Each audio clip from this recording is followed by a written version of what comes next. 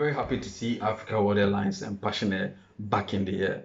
Indeed, when they were grounded for the last 1 month because of the coronavirus pandemic, it really affected these airlines. Collectively, they lost about $4.5 million in revenue. And to see them back in the air is good news. It means that we can travel to Kumasi freely, we can travel to Tamale faster and freely. And then it also means that the airlines wouldn't have to lay off their staff. They are back in business, they can keep their staff and keep Ghanaians employed. We have to give them all the support that is required for them to succeed and probably attain or re-attain pre-coronavirus levels. When passengers get to the airport, they are screened, their temperatures are taken. If a passenger's temperature is found to be above 37.3 degrees Celsius, he or she is referred to the healthcare professionals at the airport for further investigations.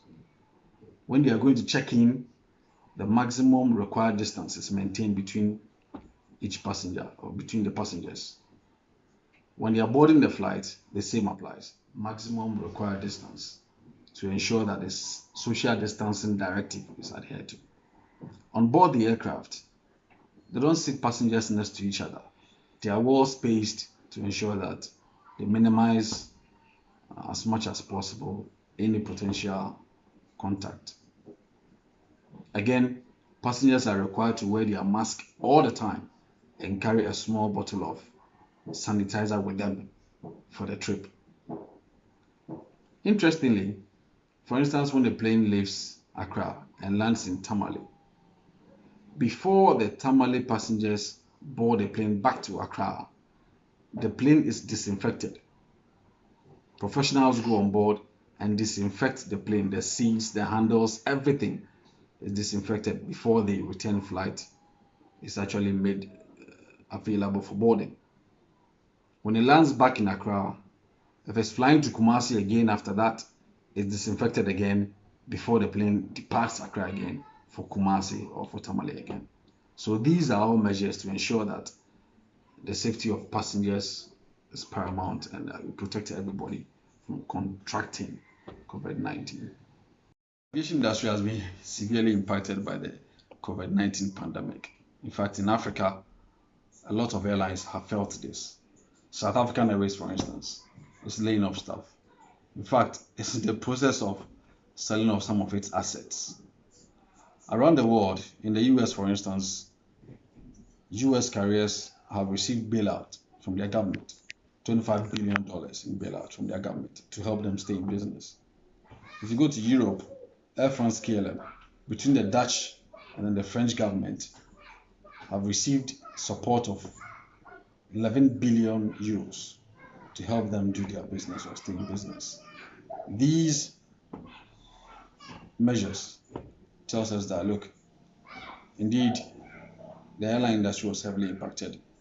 A lot of people have lost their jobs or will lose their jobs. We know some other airlines where the staff were asked to take a pay cut just to keep their jobs.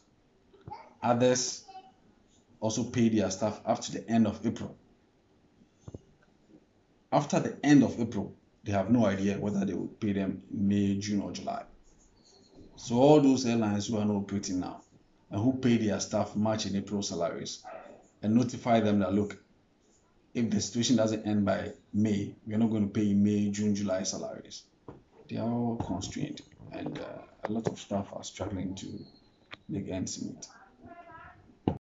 Domestic airlines, indeed, we need the support of our government. One of the key ways we can help them or the government can help them is by waiving taxes on the import of spare parts.